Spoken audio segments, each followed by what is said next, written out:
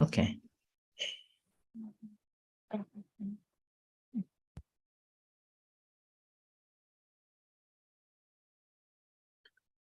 Okay, Varapan, would you like to say something? Yeah. Good morning, everyone. Welcome to the session in October again. So nice to see you all. And let's see, Pajan will bring us to the whole session today. And then next month we're going to skip, and then we'll see again in December. Okay, so hi everyone again. So this is the October session. Now, as you know, winter is creeping in and all the leaves are changing into a golden and gradually it is falling. Well, and this time of the year is a beautiful with the different colors around, particularly here in Scotland. In our center around us, plenty of trees, and now you can see all the leaves are getting yellows, and when there is a wind, it's falling down. It's beautiful to look at the nature, how it changes. Okay. So we are here again after a month of practice at home, I believe. Coming back to refresh again. Okay, so before going further let's practice for a while. Okay, so with the gong, we'll lead you to.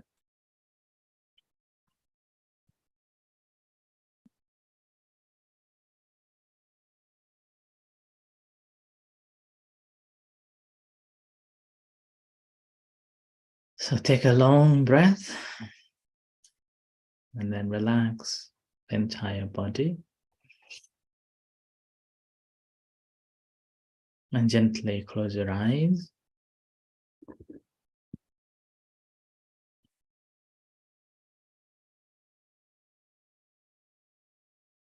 And bring your attention to notice the breath. So breathing in, breathing out. When you breathe in, abdomen rises, and when you breathe out, abdomen falls. So observing this breath along with this rising and falling of the abdomen, just to settle down your mind and relax.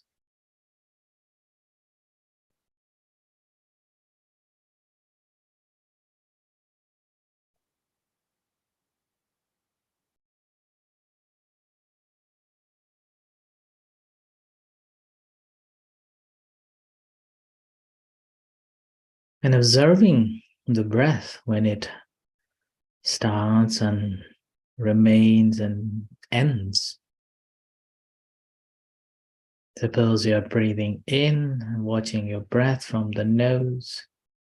The nose will be the beginning of the breath, and the process, the chest, and then end at the abdomen. That will be the end of the breath.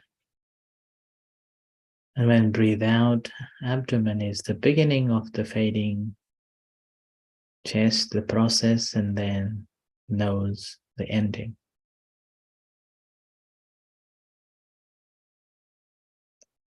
Or just the rising and falling of abdomen is a beginning, middle, and end of the process.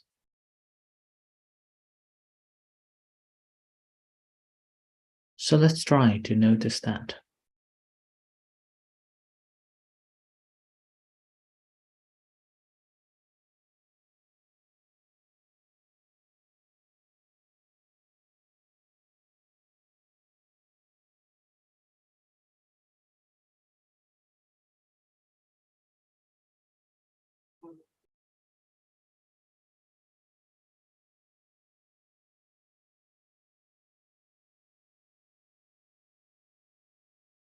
Every breath has got the beginning, middle, and the end. So any other feelings or emotions, are there any other sensations has got the beginning, middle, and the end.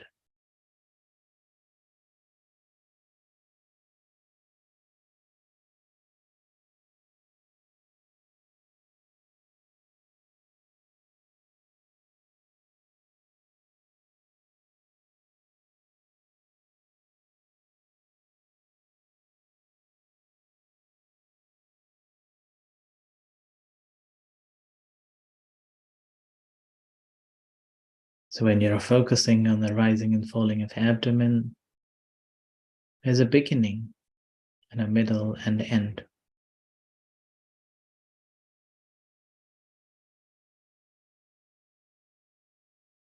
Try to notice that, and also fading away, the falling down of the abdomen, beginning, middle, and the end.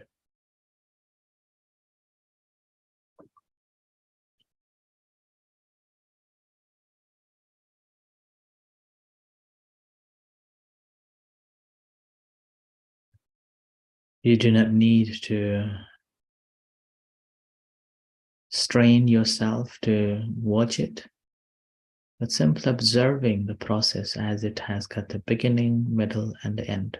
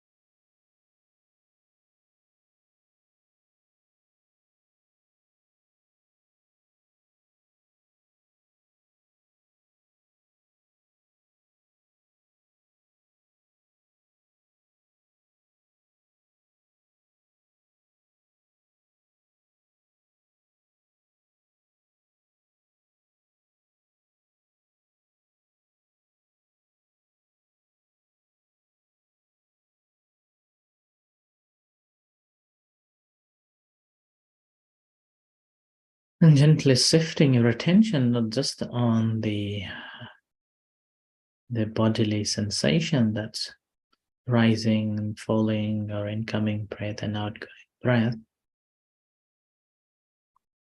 but to your own thoughts, your own knowing, ability to see the beginning, ability to see the middle, and ability to see the end.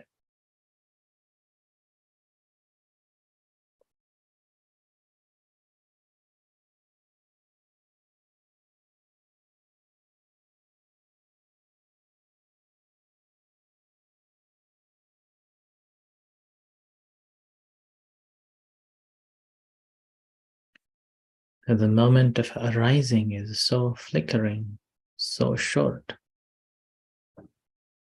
and it remains for some times and fades away. During the remaining time, we need to be careful and be mindful that what are we relating to it?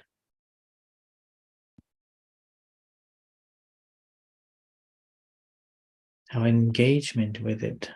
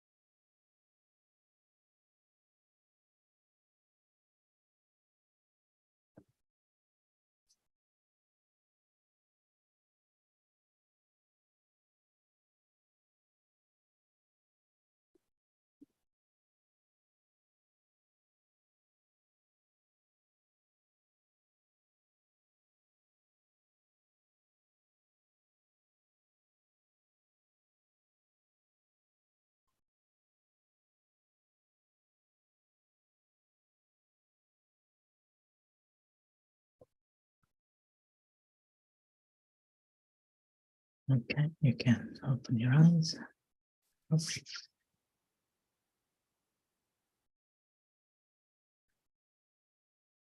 Okay, so before going to speak, anyone has got anything to ask from your practice? You can do so.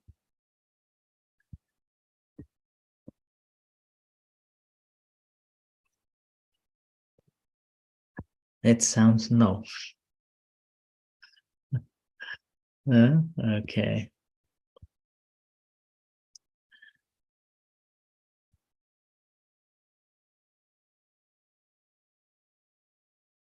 Okay, so again, we are here to learn and practice meditation. So previously, particularly last session, I was talking about why we do not see the impermanence or the nature of change. And that's simply because the constant change taking place as a continue moving.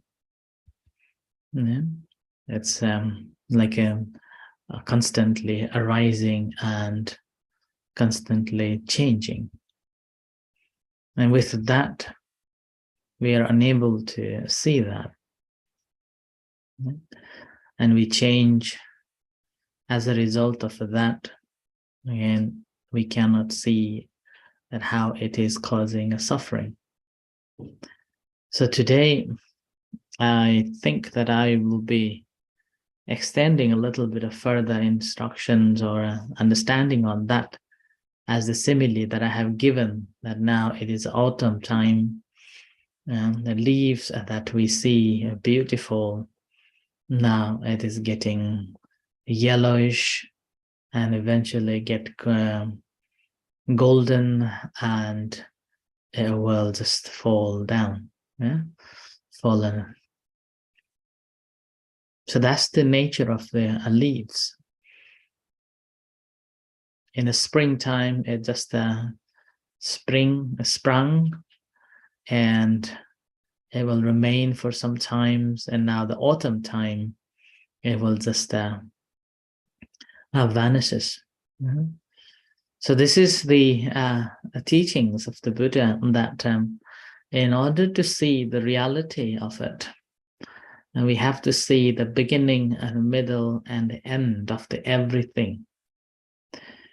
And the teachings of the Buddha is not about a finding, why do I have to die, or why do I have to be end, but it is about finding why I am getting born. I think I mentioned this as well last time. So that's why in a practice of the Buddha's teaching is that find out that what makes us to be, what makes us to be reborn, or what makes us to be coming back again and again. So that is the reason why when the Buddha was a prince, he was self-taught, homeschooling, and he was fully captivated in the palace. And the intention was not allowing him to see any decay, old age, and any deaths. But somehow he managed to see them and realize that this is inevitable, and wanted to know that how can he end it. So by investigating from the literature and the teachers at that time, he realized that there is no escape from it. So then he further investigated. That's the reason why he gave up his palace life. So his palace life, and then become a monk and investigated. And then after spending for 6 years, he found the solution that it is The becoming is the problem, not the ending. So the entire teachings of the Buddha is to find out the cause of becoming, cause of a creation, or cause of a arising. And once you have realized it, then you will be able to free yourself. So that was the teachings of the Buddha. So that's why whenever we are practicing meditation in particular, that and during this time, the sun is just coming, and now my face is just a half and half. Yeah. So in the practice of a meditation, when we have decided to sit for, let's say, half an hour, at that time, what happens is that there will be some form of a physical pain arises, right? Physical pain arises, or sometimes even not the physical pain, but somehow mind becoming so agitated, or mind becoming so restless and wanting us to move ourselves, move our body parts just to feel comfortable. Right? And then we move. And as soon as we move, then again, we are feeling the comfort that we have created by ourselves. And after a few moments later, again, the pain starts, itchiness starts. And that process continues, never ending. And that's because we are constantly creating new things. We are making something out of somebody, something. And as a result of that, whenever that remains for some time, we feel joy. When there is a continuation going on, we feel joy. We feel happy. Oh, wonderful. And then after a while, the continuation begins to fade. And then we feel that needs to change, needs to move. So that's why in the practice of a meditation, suppose we have decided to sit for a half an hour, we have to make this conscious decision or motivation to practice that I am not going to move and see what happens. I am going not to move it and see what happens. And this moment, what happens is that, as we have already understood, the mind body are two different things. So body, in fact, doesn't move. Body cannot move itself without the mind's order or mind's intention to move. So what happens is that the body remains in the same position as it is, and we are watching the sensations, the feelings, the pain. And that again, what happened when we are paying attention to it, the severity of this pain gradually develops, gradually intensifies. Okay, and that becomes so intensified in some cases that we feel, oh, my leg is going to hurt. Oh, I will not be able to walk, and go on. And then, oh, why I'm having pain? I'm supposed to have a wonderful time meditating here. I'm supposed to have like a calm and collected mind, not this pain. I shouldn't be having it. So mind goes on thinking and talking and goes on. And that's simply on the basis of that that arose, right? That moment of the experience arising. When it arises, the moment when we react to it, then the rest of other things beginning, whether that is physically or whether that is mentally. So in terms of the physically, we want to change our legs or we want to change our body parts, and that's how we make feel comfortable. Whereas in the mind, we want to run away from that pain. There is a desire to run away from that pain. And we do not want that pain at all.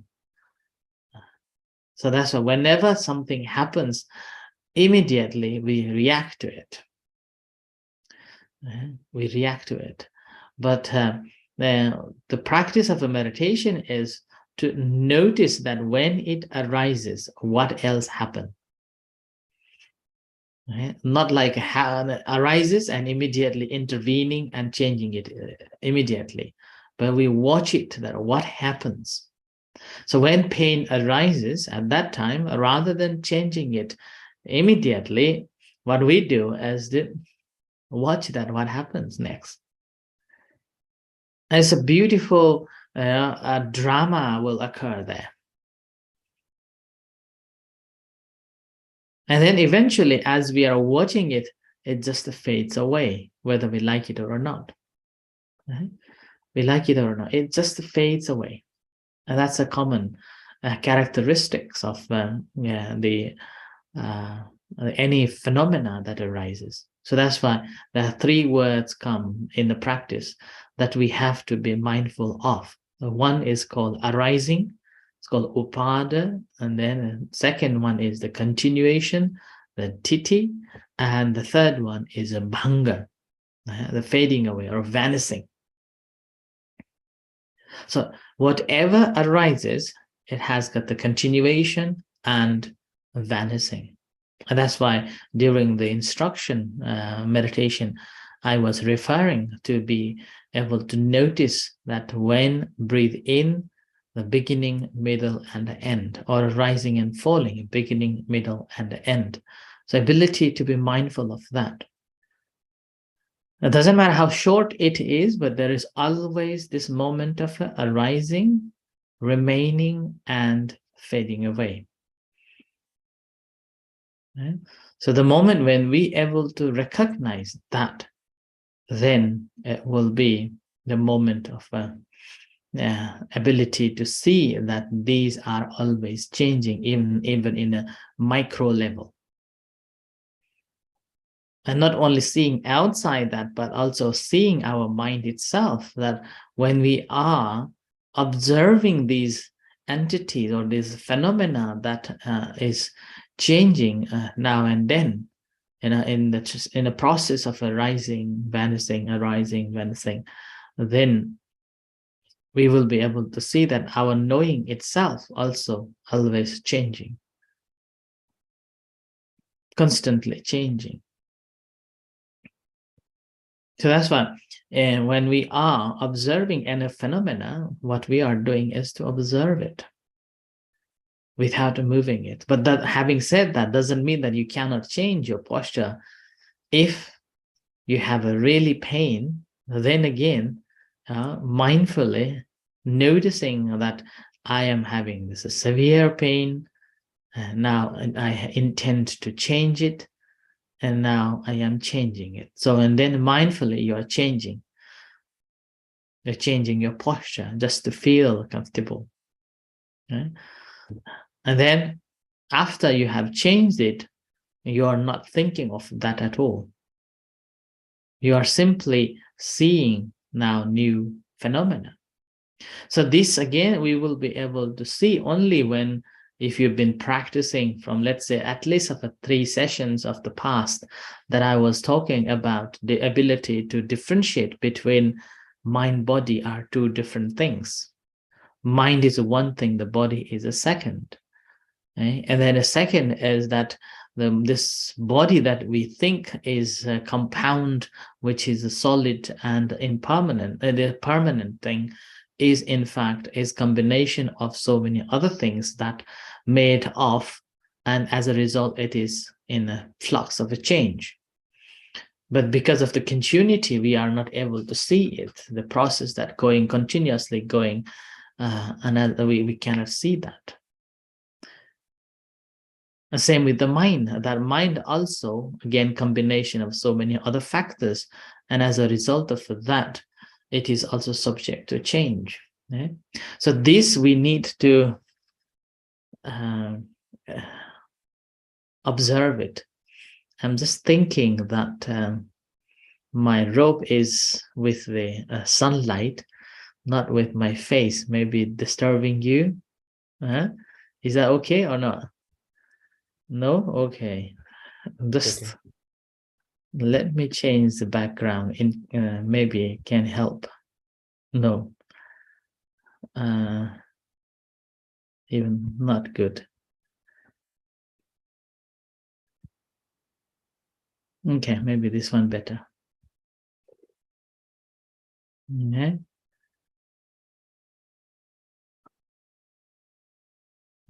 Let me put the light on.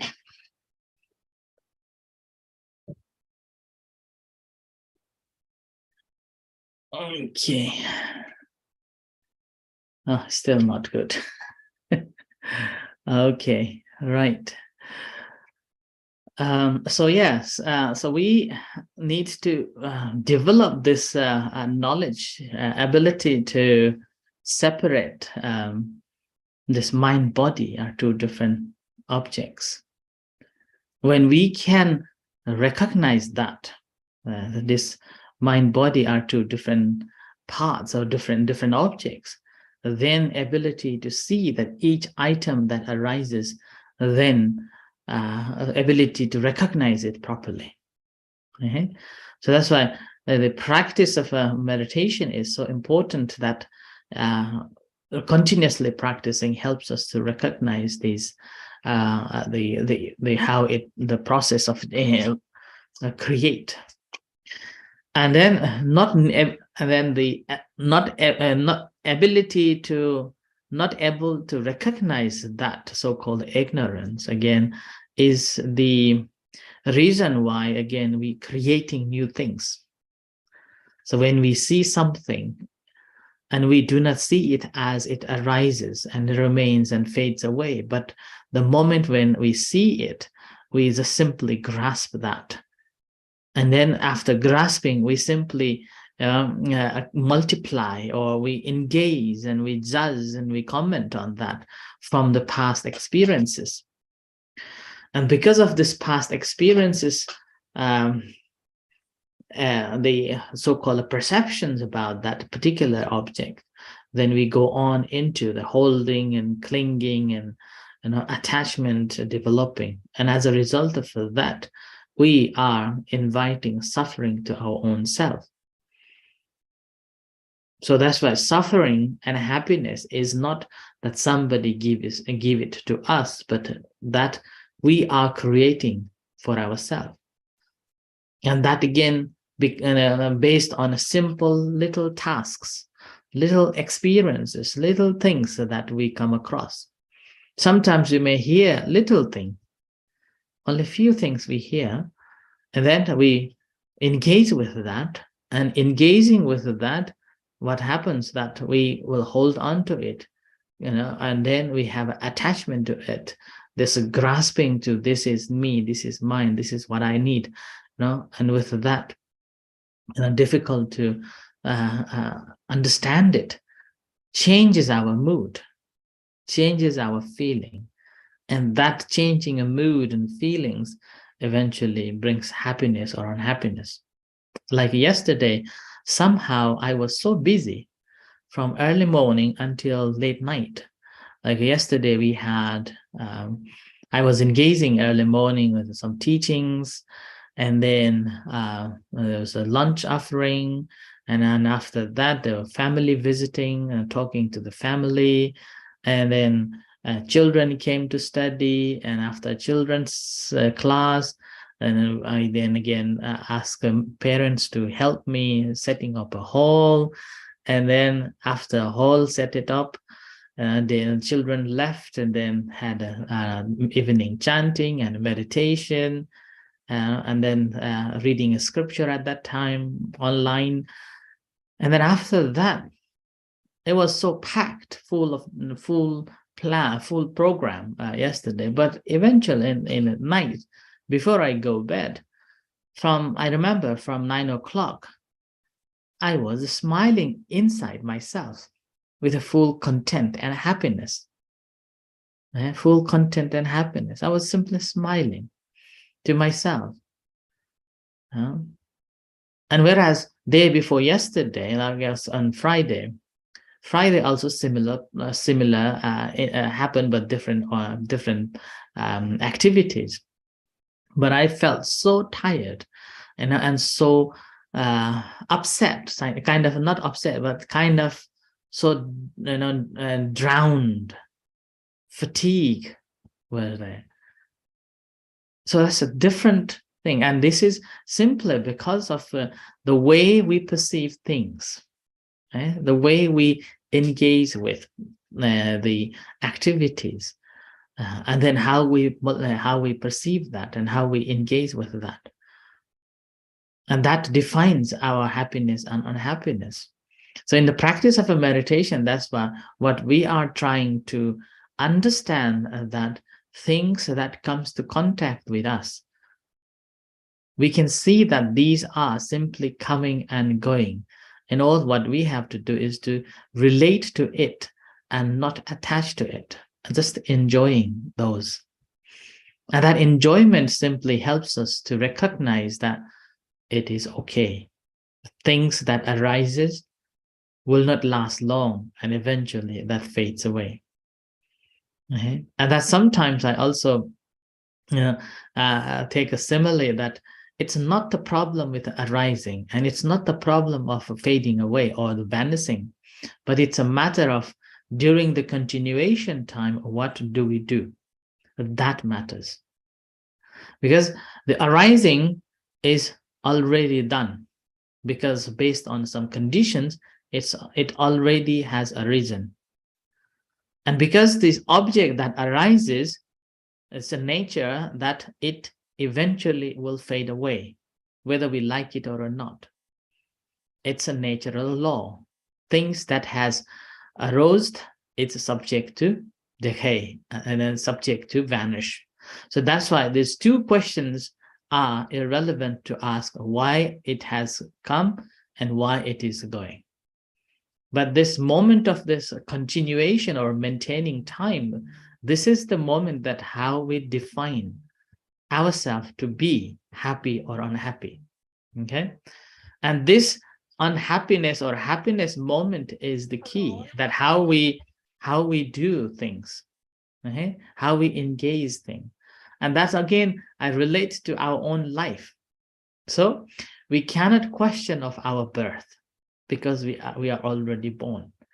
And then the question about the death also we cannot, because we have born, the death is waiting there, whether we like it or not. Eventually we have to, doesn't matter when, it is there waiting, right? So in between this birth and a death, this moment of this gap is a life, and this life we have to make it right, we have to make it perfect, and we have to enjoy this. And that's why I call it, and normally I refer it to this continuation moment as the moment you make your life. You can love to somebody or you can hate to someone. It's all in this moment. It's all in this moment. And again, remember, to make to love somebody or to hate someone, again, we are creating new thing. Okay, and that creation is from our creation, not the natural creation. Okay, so we are making something to be. And when we are making something to be, then again, when it doesn't happen as we wish, it brings the unhappiness, brings the suffering. Okay, so the practice of a meditation is to see that these three moments of arising, remaining, and then fading away or vanishing, end, or basically birth, and then living, and then the death. So in the practice, we are seeing it from the micro level of tiny, tiny sensations. Even that tiny sensations is just arises and remains for some times and vanishes. There is a simile the Buddha gave when rain falls. And then I think I have given this simile before as well. When rain falls, the surface, it has got a little bit of a water flowing, and this rain hits the water, that creates the bubble. Yeah, and that bubble doesn't last long. That bubble doesn't last long. So similar way, anything that arises, in fact, doesn't last long. It arises, remains for some time, and it just fades away. But the problem is that when it is remaining for some few milliseconds, our mind simply grasp and engage and attach or grasp and remain with that. And that's how we create our own story out of it.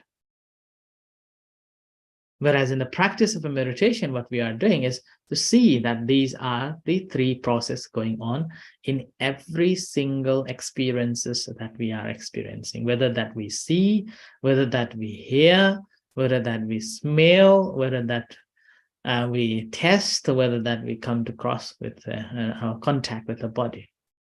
So seeing that interrelationship between the objects and how it is created. The moment when we able to do it, we will be able to live happily in every walk of our life. Nothing will bother us anymore.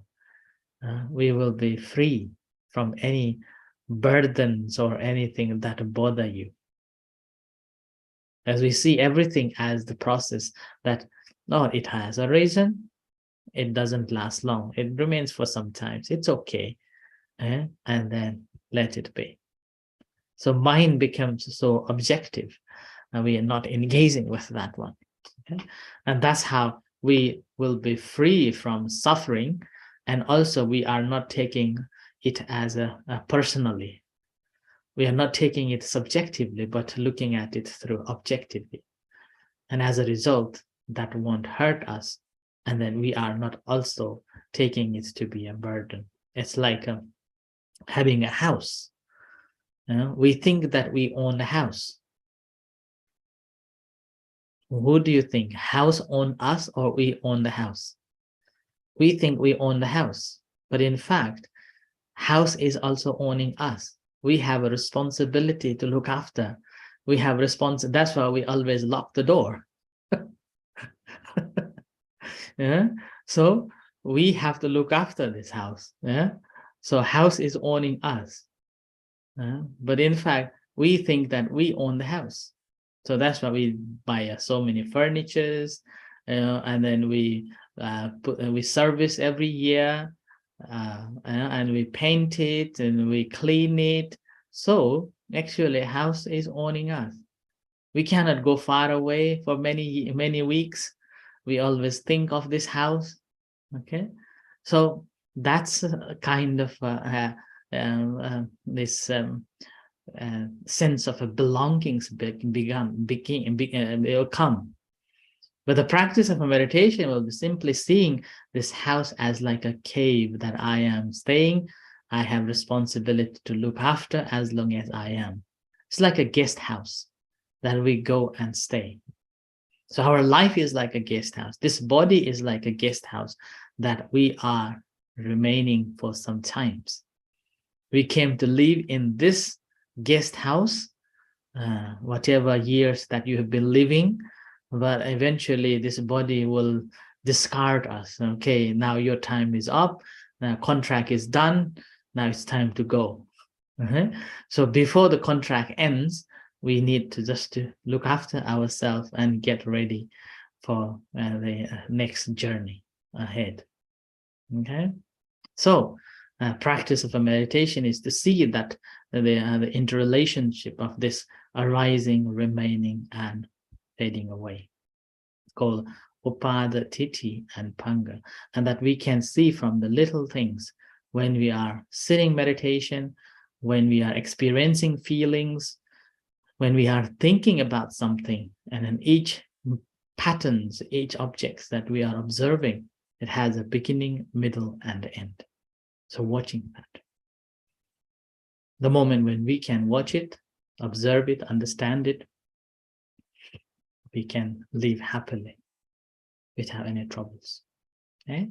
So I offer this for this week's, this session's reflection. Now let's practice meditation again. Okay?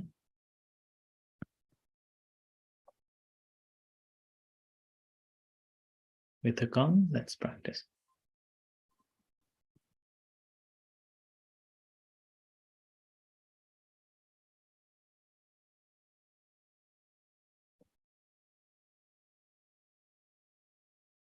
So sitting in a comfortable position.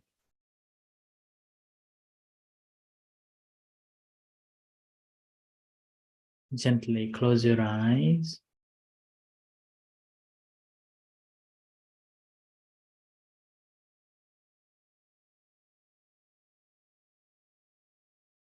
Take a few long breaths.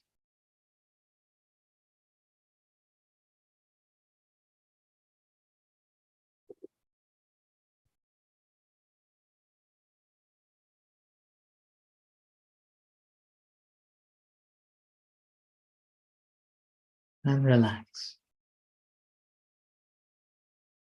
And spend a few moments settling down, grounding yourself on the primary object, the breath coming in, going out. When it comes, abdomen rises. When it goes, abdomen falls. So concentrating on that rising and falling of abdomen.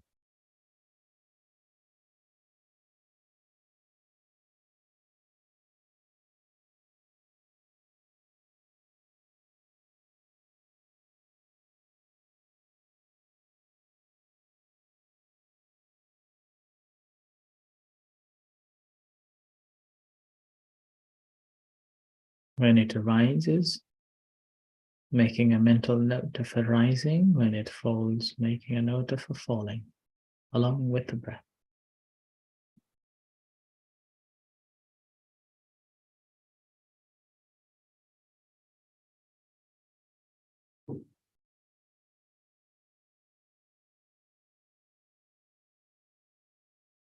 And making sure that you are not holding or generating the process of arising, falling. Let it flow naturally, normally.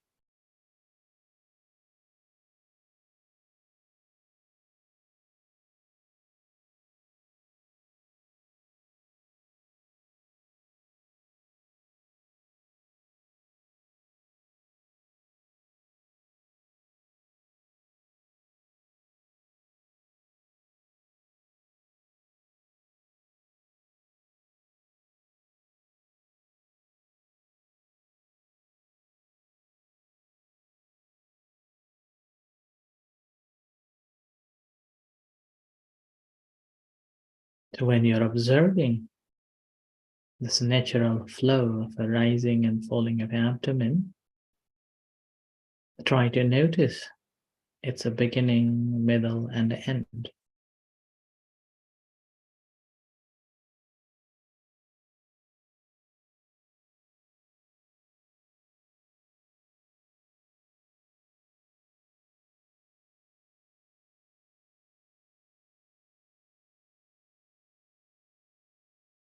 Oftentimes, when we are paying attention to it, at the beginning, maybe the arising moment can be a longer and vanishing moment can be very short.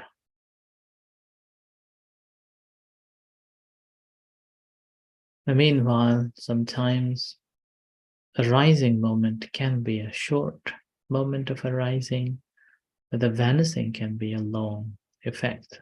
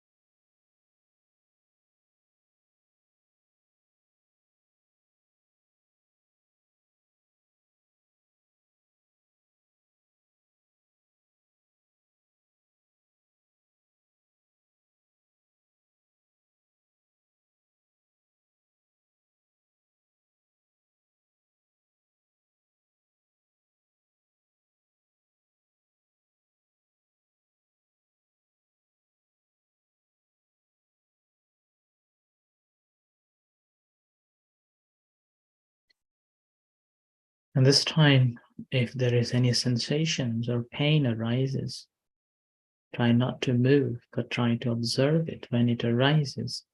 How long does it last? And see that when it fades away.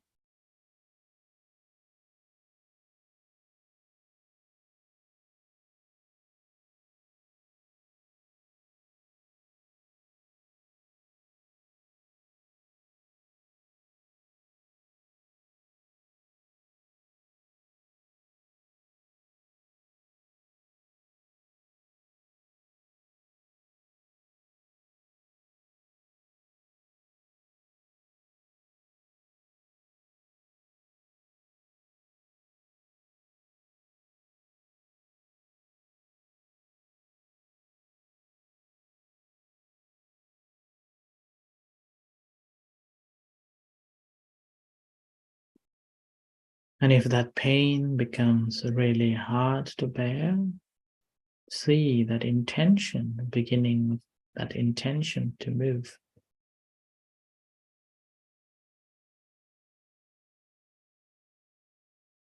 And watching the desire to move and acting it. So that's why in the practice or normally, and before we move or before we change any postures, we watch the intention, saying intending to change, or intending to move, or intending to lift. Simply to see that the beginning of that, any actions.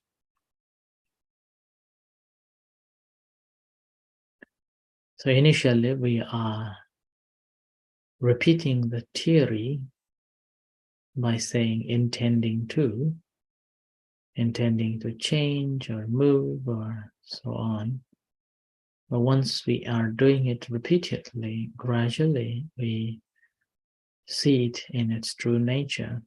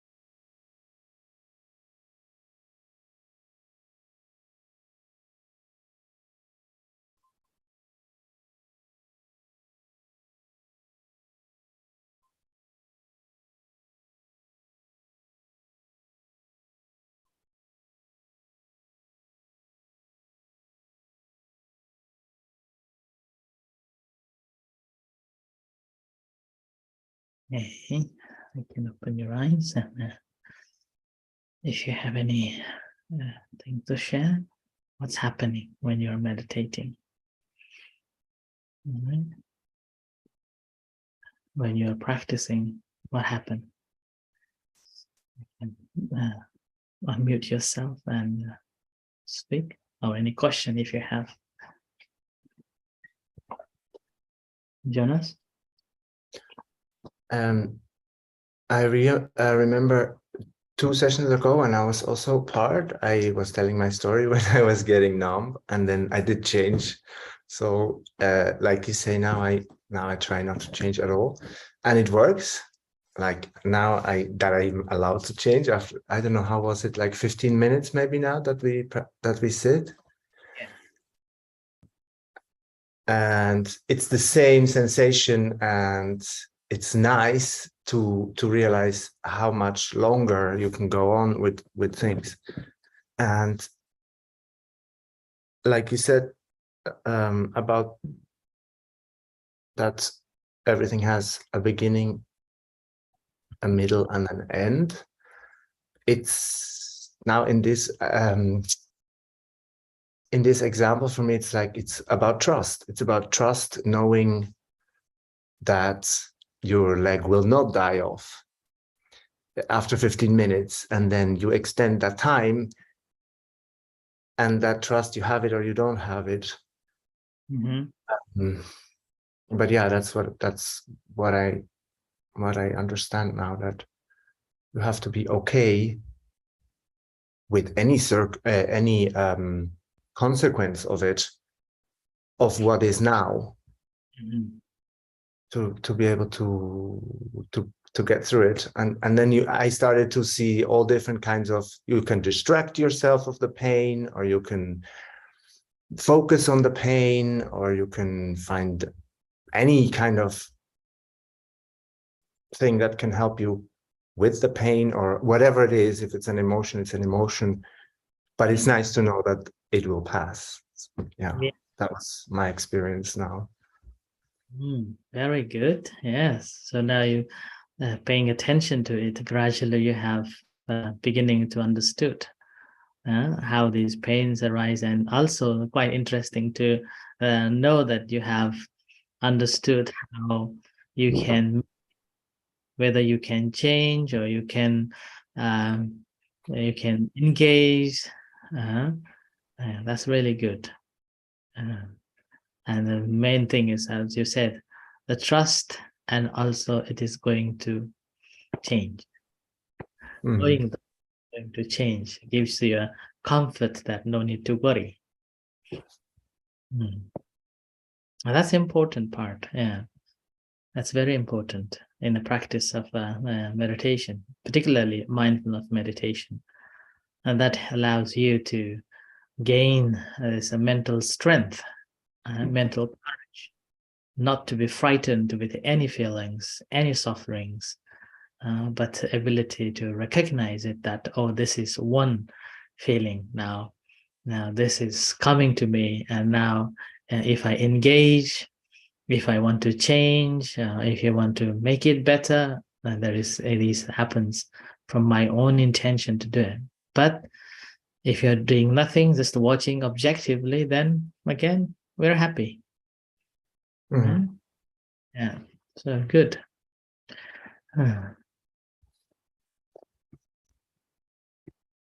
Anybody else?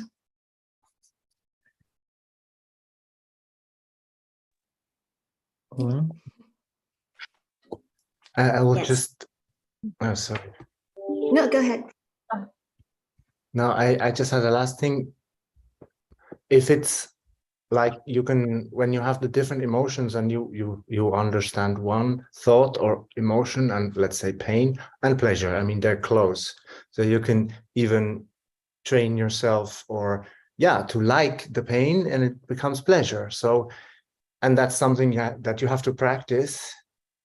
But my question is it good? Like, does it make sense to transform a certain emotion to another emotion, or a sensation to another sensation, because it has also a function. Of course, pain has a function to warn you about something. But if you have total control, let's say, which is kind of our aim, to be able to control life, you will change it. You could be able to change any emotion into any other emotion, but then there's no difference anymore somehow. Well, yeah. So that the first thing is that we can, because of we have our own control of ourselves, we can control our mindset, and we know that this is happening, so we can change it to different things, okay, from good to bad or bad to good, okay. And that's, again, we have to remember it's just a temporary solution, right? That's not for the permanent solution. That's just a temporary solution. And that's because why this is temporary solution is simply because that's we are creating, we are making. So basically we are making something out of something, and then that making will not last long. Okay, suppose from the negative experiences, we want to change it into positive. Now we put so much effort to that negative effects, and now it's become a positive, and we feel, oh, so good now, I feel so better now. But that doesn't last long, see.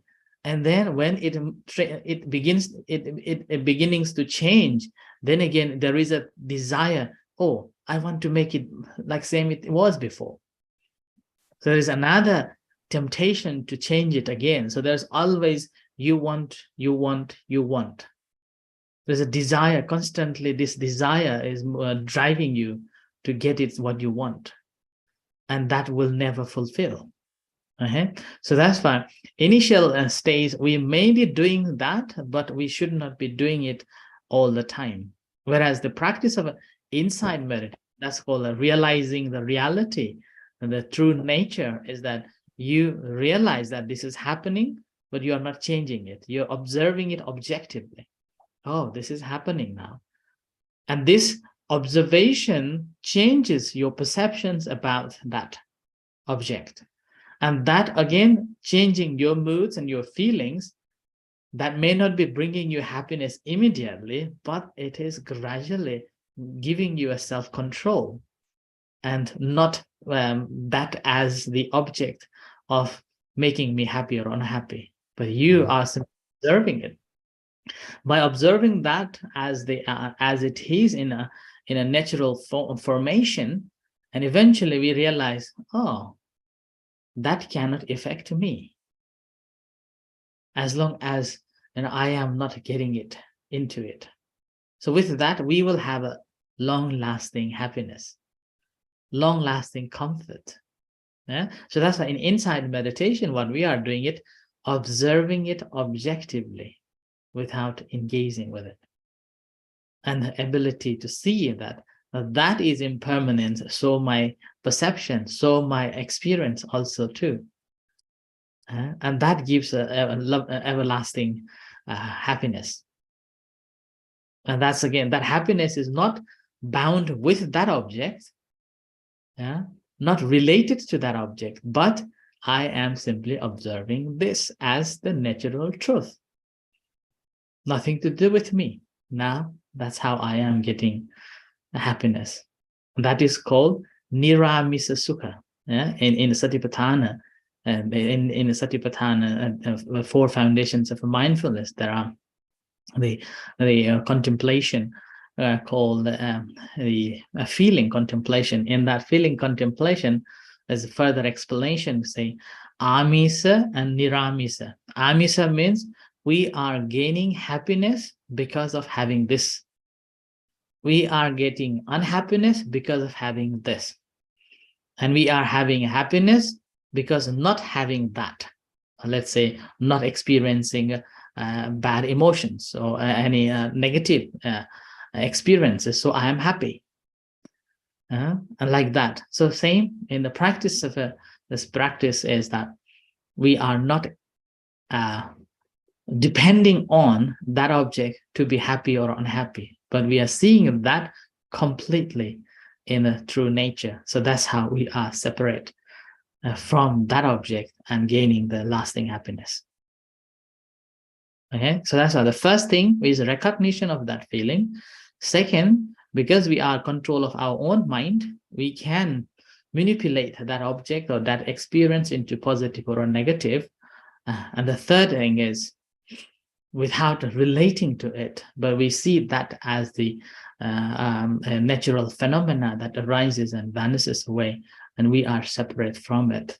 And that's how we gain this everlasting happiness realization. Okay. Right, good. We? Yeah, that was actually interesting what Jonas just shared, like how we can turn our feeling to make it different. But yeah, as you explained, we should not attach to any feeling or anything. So that's something I'm going to look into it further. But I just want to share something during the meditation, that you were just saying that we should observe the rising and the falling of the abdomen or the chest or wherever you control. And I didn't realize that actually I was trying to control it. I was like, okay, now I'm inhaling, so it has to rise from nose down to abdomen. And then when I exhale, it has to go from abdomen up to the nose.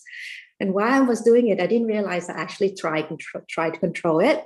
But then you were saying, oh, just observe it. Don't manipulate, don't control. I was like, oh, actually, I was doing it. So I was like, okay, now I'll try to let go of everything and just let it flow. We are breathing anyway, and just see it as it is. And then something changed. I was like, oh, that was much easier.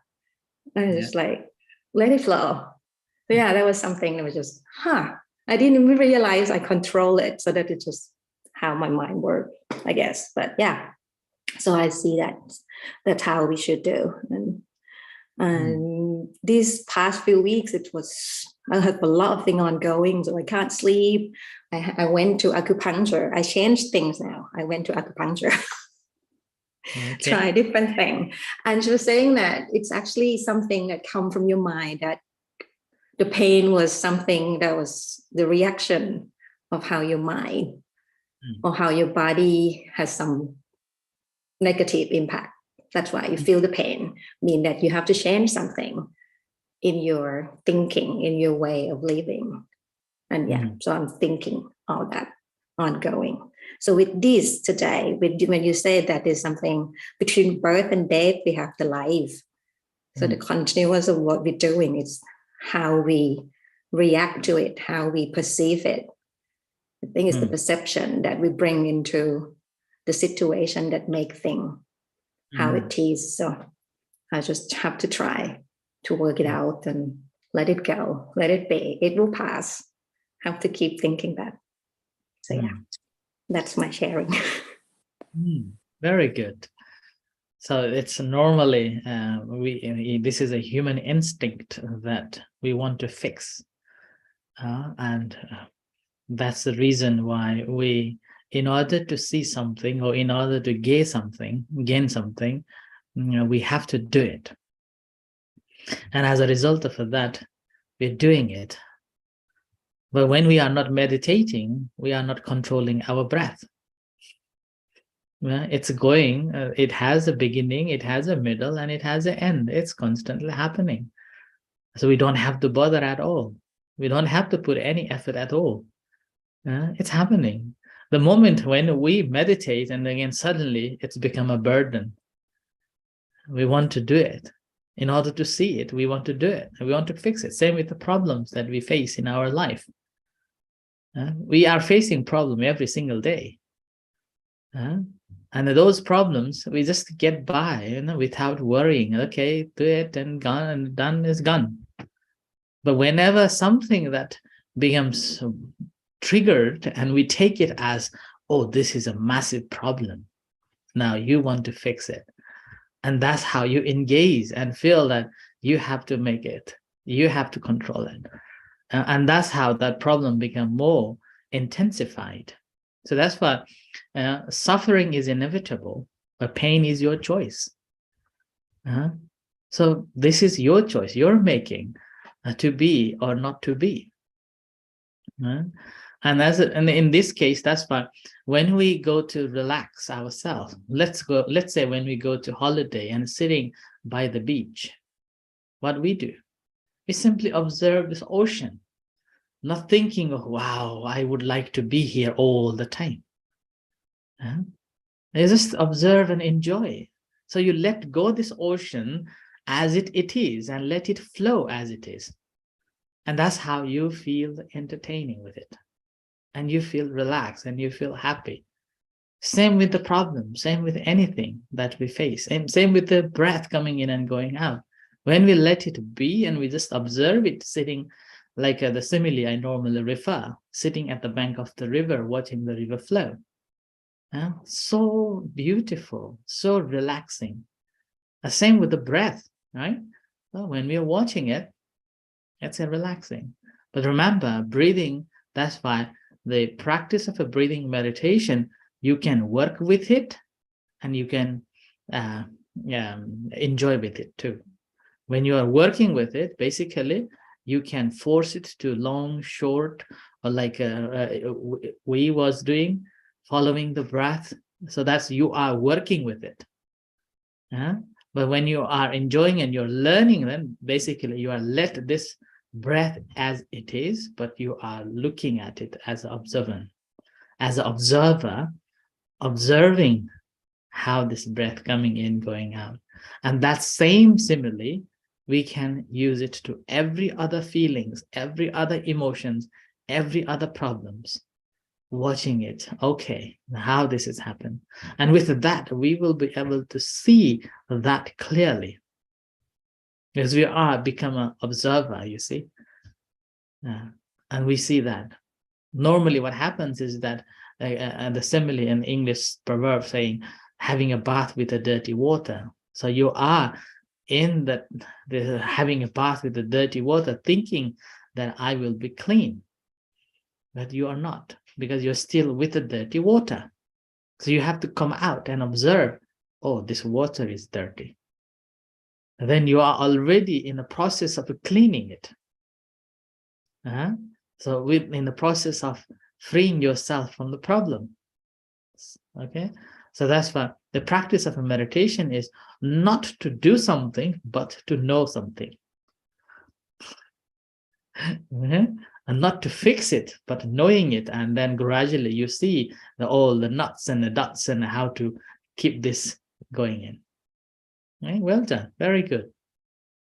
I think Vodafone wanted to say something early on.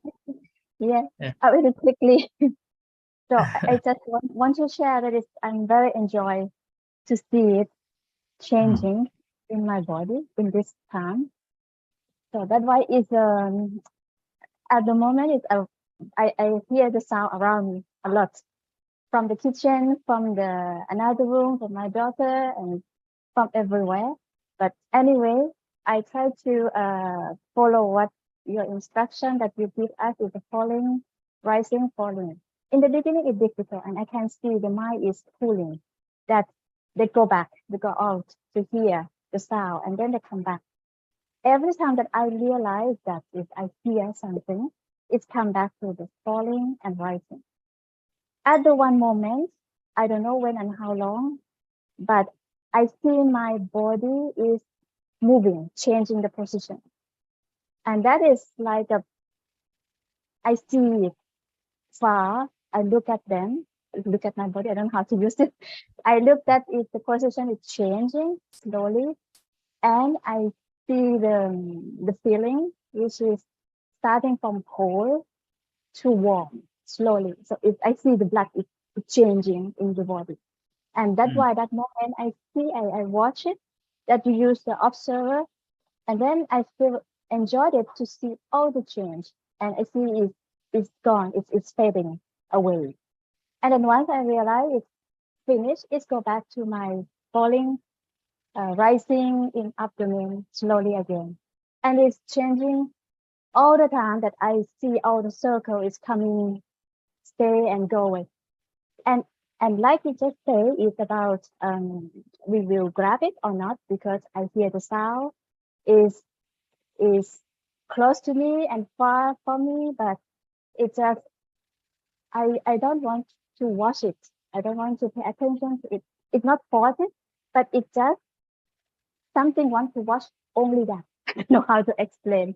It's just watch it up and down, slowly, long, and I see it so clear and I enjoyed it and everything is changing.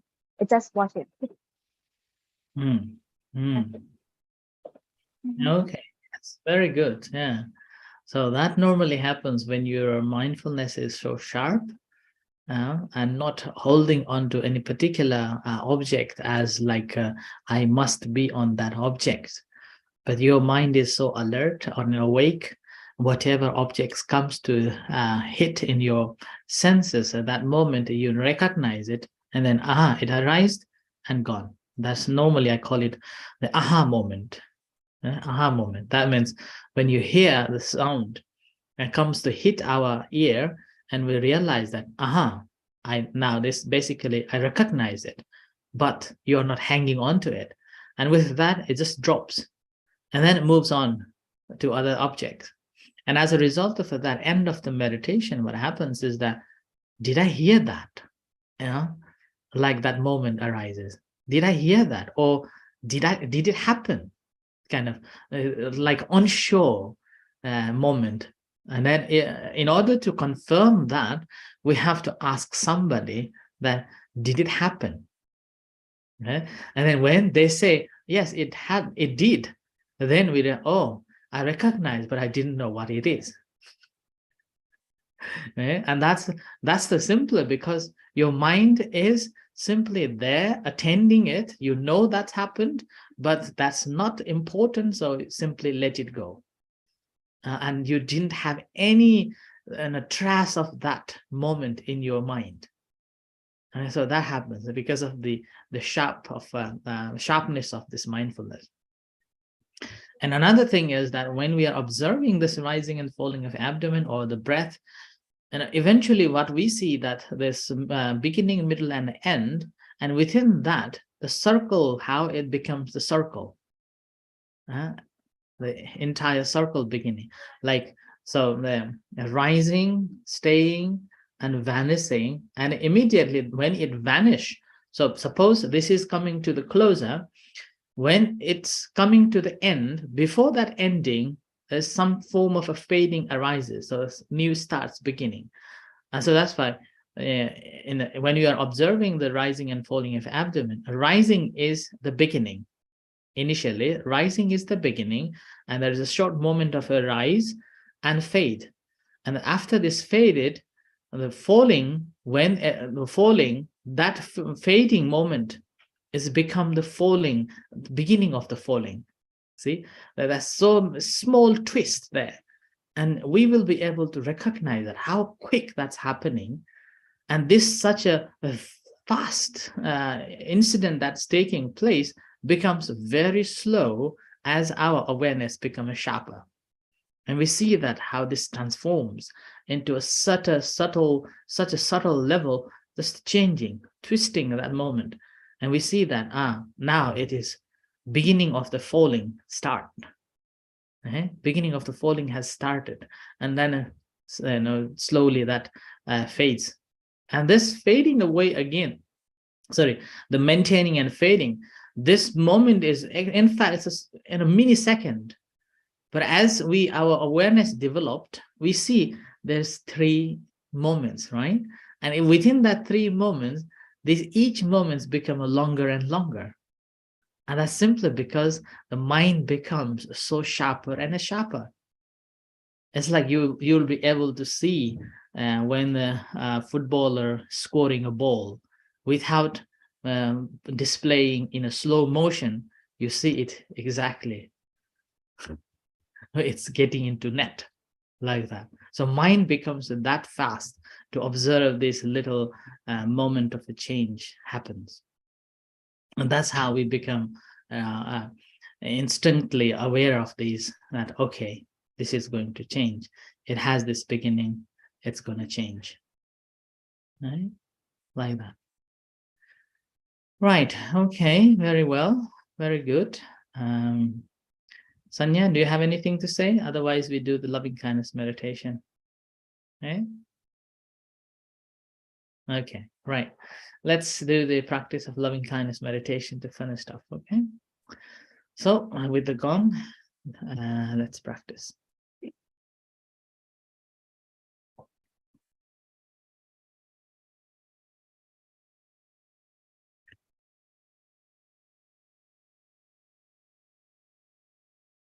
Bring your attention to the moment here and gently close your eyes.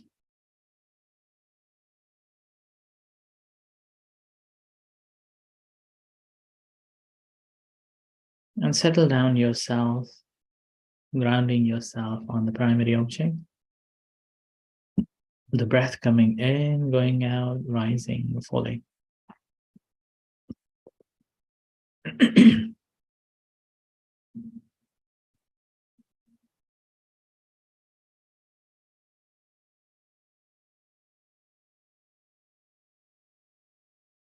And let it flow naturally, normally.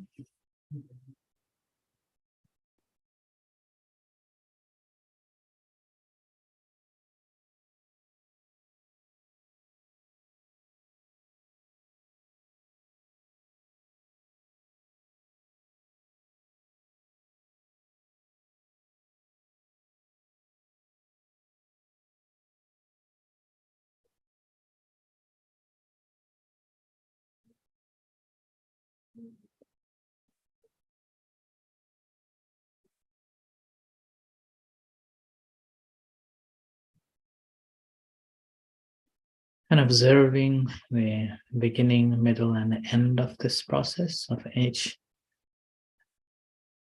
breath coming in, going out, rising, falling, and also relating to your feelings or your understanding of it.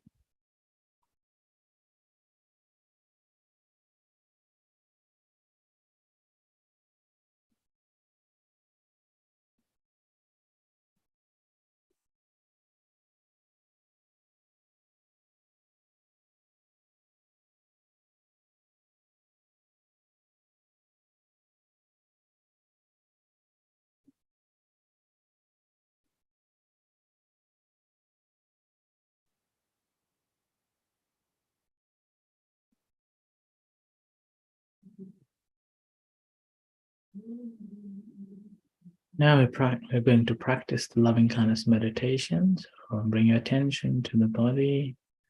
Take a few long breaths. And observe sensations in your body.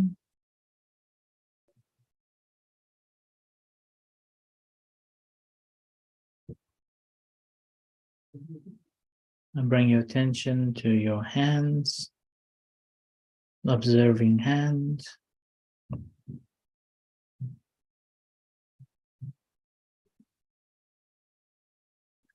Whatever sensations around your hands, observing them objectively. Do not move the fingers and do not move your hands. Simply observing any sensations.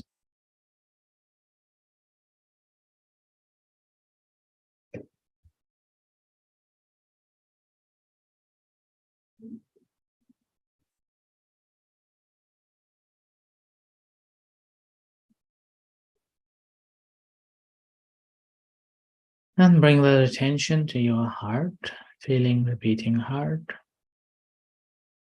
As you feel the beating heart generating loving kindness and compassion to yourself.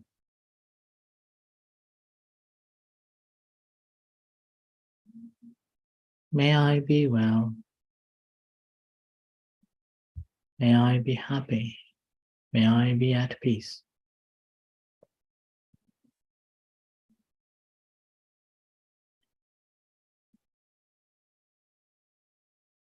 And you're sharing loving kindness and compassion to yourself by saying, may I be well, feeling a sense of a well and happiness.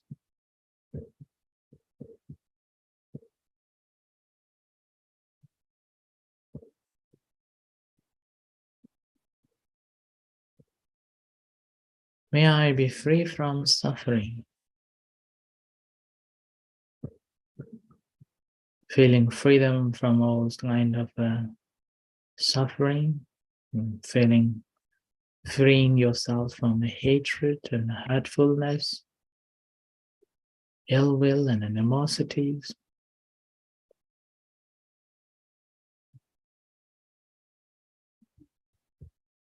May I be at peace, feeling peaceful mind. May I be able to liberate myself.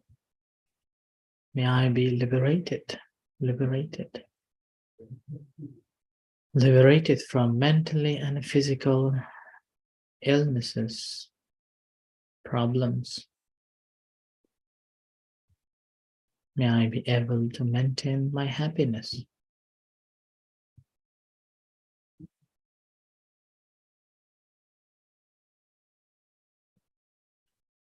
Similarly, sharing loving kindness and compassion to all other sentient beings, whatever beings there are, starting from near dear one, people around you, in the house, in the community, in the country, on earth, and in the universe, whatever beings there are, visible and invisible beings. Doesn't matter how small and how big they are. Doesn't matter if they are on the earth, in the water, on the sky. May they be happy. Sending our love and compassion, wishing them to be happy. As we want ourselves to be happy, so they are. So wishing them to be happy. May they be free from suffering.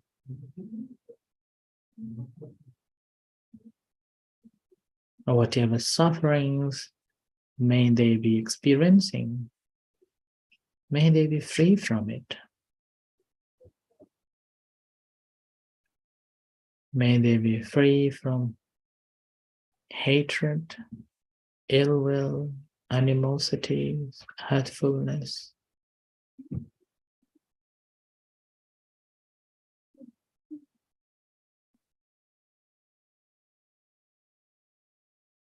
May they be free from troubles of a body and mind.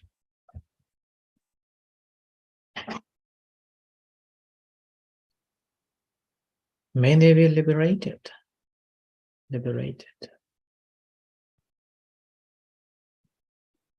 Whatever beings there are, may they be fully liberated from all kinds of suffering and pain, physical and mental sufferings and pains.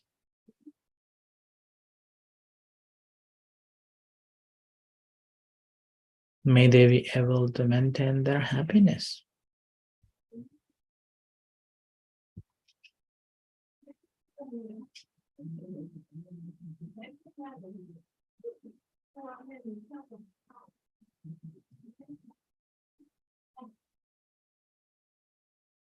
May all beings be well and happy.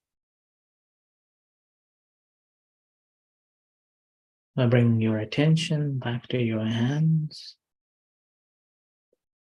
observing sensations in your hands.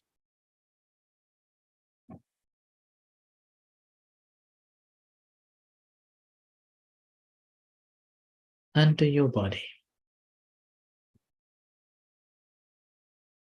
Observing sensations in your body, whatever sensations are there. Observing it objectively.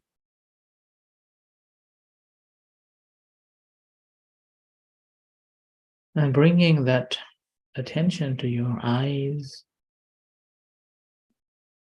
observing sensations around your eyes and tensions in your eyes.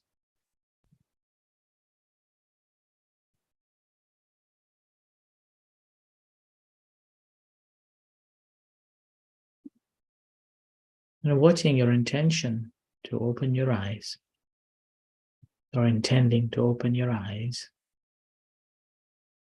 see that what happens in around your eyes.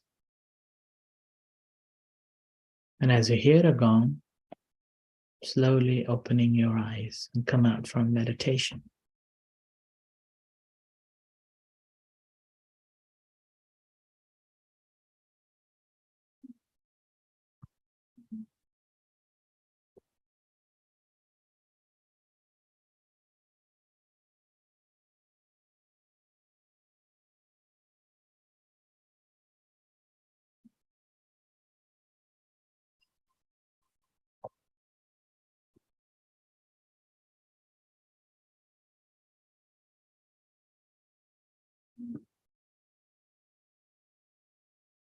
Okay, so thank you very much. I wish you all the best and best of luck with the practice. We'll see you in next session.